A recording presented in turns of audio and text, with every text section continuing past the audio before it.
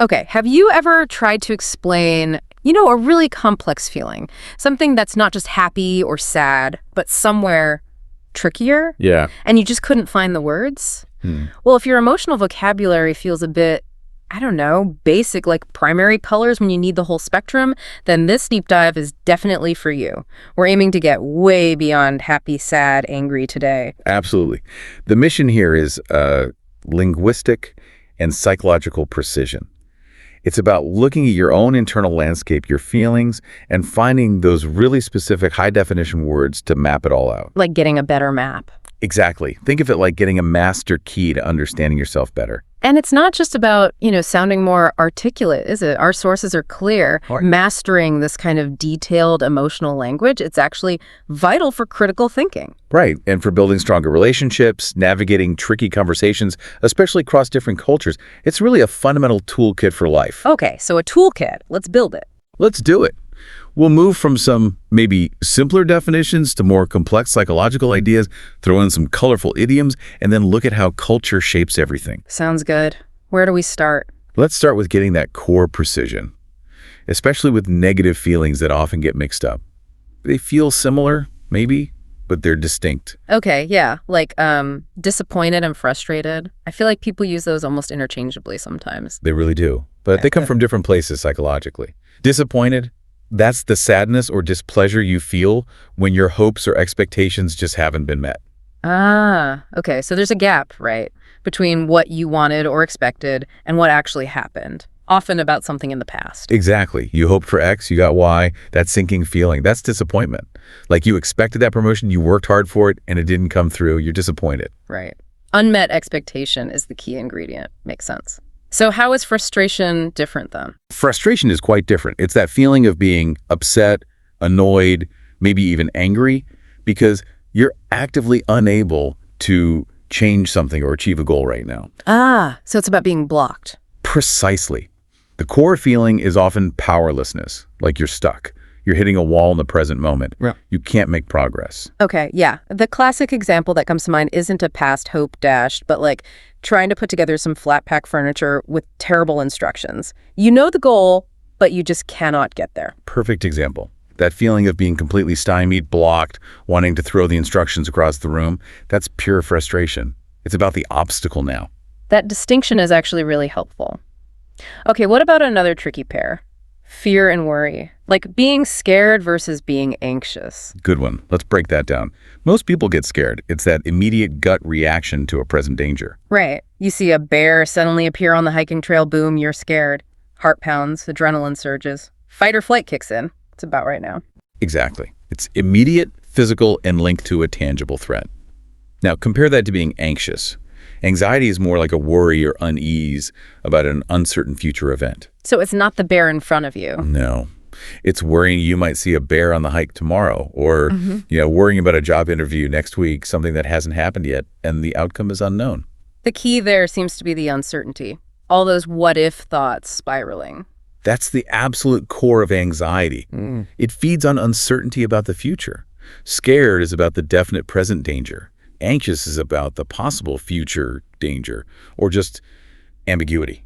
Wow, just making that distinction, present versus uncertain future, that probably gives a lot of people a better handle on what they're feeling day to day. It really can. Yeah. It's a small piece of knowledge with big impact. And speaking of common modern feelings, we absolutely have to talk about feeling overwhelmed. Oh, yeah. That seems to be the baseline state for so many of us these days, doesn't it? What's the core of being overwhelmed, according to the sources? Overwhelmed is basically feeling buried. Like you're underneath this huge mass of tasks or stress or even just emotions. There's simply too much coming at you. Too much input. Too much input, too many demands could be cognitive, emotional, physical. Yeah. And the result is often this kind of paralysis. You have so much you need to do, you genuinely don't know where to start. Ah, so it's like your brain just short circuits, decision paralysis. Exactly. Cognitive overload leading to a temporary shutdown. Yeah. You know that feeling when you get back from vacation, maybe. You open your inbox, there are 500 emails, the laundry's piled up, the fridge is empty.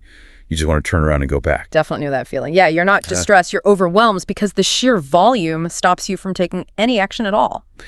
Okay, so naming these feelings, disappointed, frustrated, anxious, overwhelmed, That's a huge first step in self-analysis. It's foundational. But like you said, it's step one. Knowing the name is crucial. But the next big question is, well, what do you do with that feeling? Right. How do you manage it?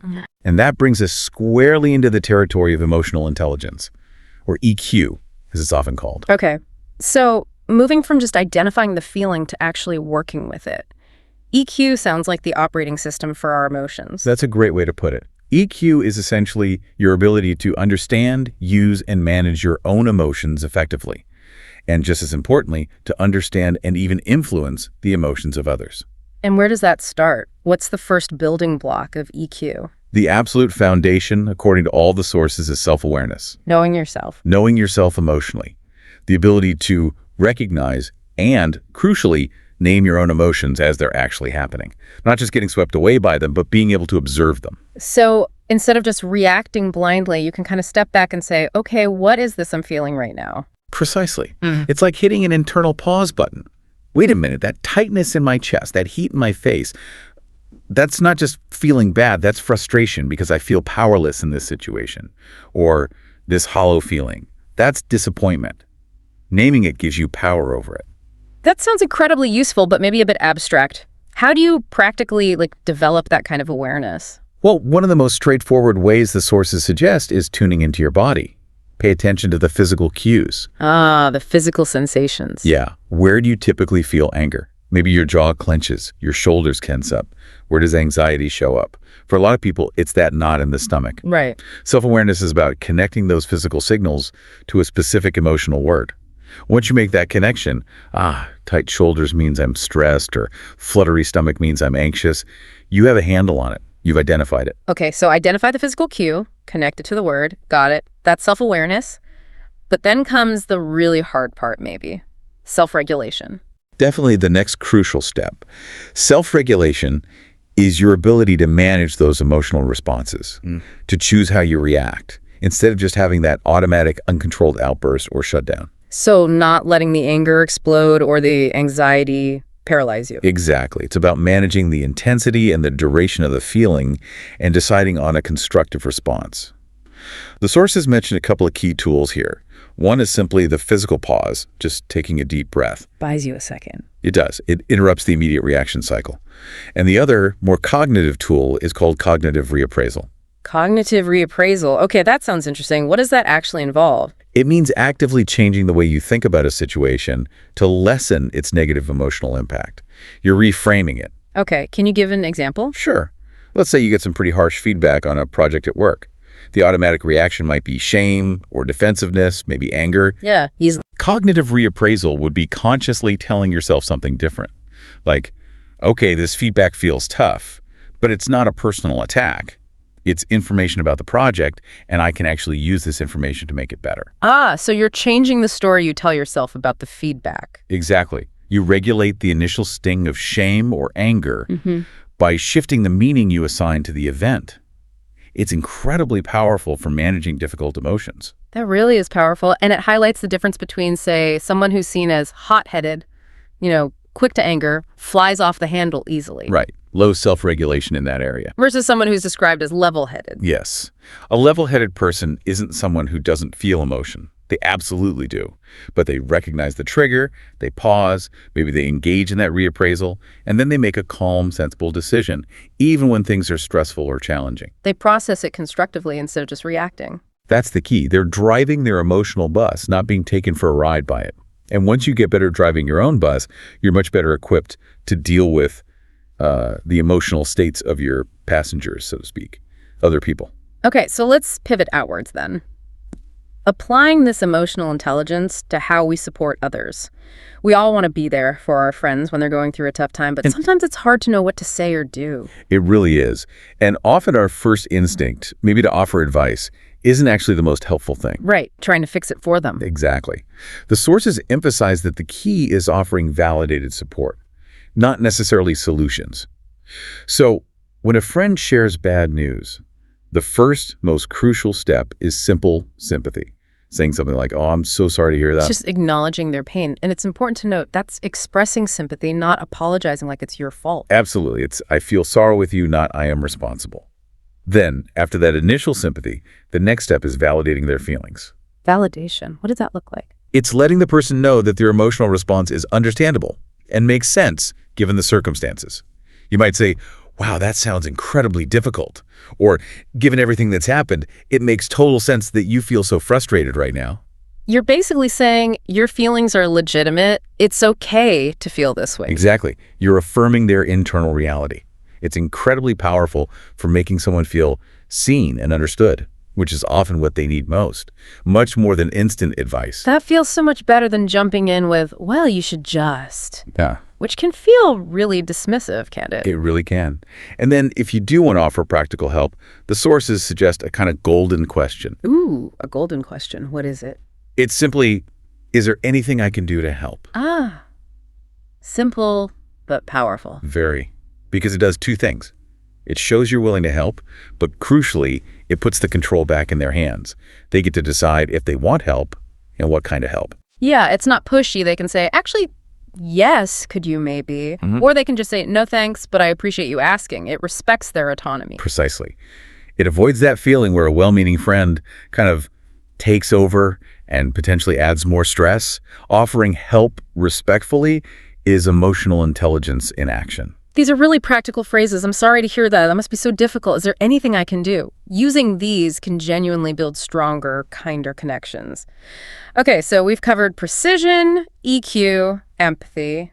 What's next? Well, now we get to add the final layers of fluency, the really colorful non-literal language idioms, and then the absolutely crucial role of culture in how emotions are expressed and understood. Okay. Speaking in color, let's start with idioms. Right. Idioms are fantastic because they add personality and cultural nuance. They're like emotional shortcuts. Instead of just saying someone is very, very happy, we can say they're on cloud nine. Or over the moon. Exactly. Those phrases instantly paint a picture of intense elation much more vividly than just very happy. They really do. What about sadness? For deep sadness or melancholy, a common one is feeling down in the dumps. It just sounds heavy and low-spirited, doesn't it? Captures that sluggish, unhappy feeling perfectly. Yeah, it does. Okay, anger. I feel like there must be good idioms for anger. Oh, definitely. We have them for both personality traits and moments of rage. If someone gets angry really easily, we say they have a short fuse. Like a bomb, ready to go off. Exactly. It implies they have very little tolerance before exploding. And for that actual moment of intense rage where you might lose control, we say someone sees red. Ah, yeah. That captures that almost physical rush of anger blocking out reason. It really does. And one more common, one nervousness. Yeah. Especially before a performance or something important. Oh, having butterflies in your stomach? That's the one. That fluttering, queasy feeling. It's such a universal physical description of nervous energy. Using these idioms naturally shows a real intuitive grasp of the language. Definitely adds richness. But, and this feels important, this language, these expressions, they aren't universal, are they? Culture plays a huge role. Absolutely massive. The way we express, interpret, and even feel emotions is profoundly shaped by our cultural background. Yes. And this can lead to major misunderstandings if we're not aware of it. How so? What are the main differences? Well, the sources often describe a spectrum. On one end, you have what are sometimes called reserved cultures. These cultures tend to value emotional control, stoicism. Think of the classic British stiff upper lip. Right. Showing too much emotion might be seen as weakness or inappropriate. Exactly. Maintaining composure is highly valued. On the other end of the spectrum, you have more expressive cultures. In these cultures, showing your feelings openly, happiness, sadness, frustration, is often seen as normal, healthy, even a sign of authenticity and being genuine. Okay, I can immediately see how that difference could cause problems in, say, an international workplace. Huge problems, potentially. Imagine a manager from a more reserved culture giving critical feedback to an employee from a more expressive culture. The employee might openly show their disappointment or frustration. The reserved manager might interpret that display as unprofessional, maybe overly dramatic, or lacking self-control. While the employee might see the manager's calm, neutral expression as cold, uncaring, or dismissive. Precisely. Both are likely just acting according to their cultural norms about emotional display, but they misinterpret each other's behavior based on their own cultural lens. That leads us to a really interesting modern concept, emotional vulnerability. How does that fit in? Because historically, especially in maybe more reserved or traditional professional settings, being vulnerable, admitting fear, admitting you're struggling, that was definitely seen as weakness. It absolutely was. Weakness, lack of competence, not being tough enough. But there's been a significant cultural shift, particularly in recent years. How so? Well, increasingly, showing vulnerability appropriately, of course, it's not about oversharing, everything is being reframed. It's now often seen as a sign of courage, of strength, of authenticity. Interesting. Courage to be real. Exactly. It's seen as the basis for genuine human connection. If you can't admit when you're struggling or unsure, it's hard to build real trust or deep relationships, whether with colleagues or partners. Superficiality reigns. Vulnerability, used wisely, breaks that down. That's a huge shift from vulnerability as weakness to vulnerability as courageous connection. So navigating all these cultural differences, these different views on expression and vulnerability, what's the key skill?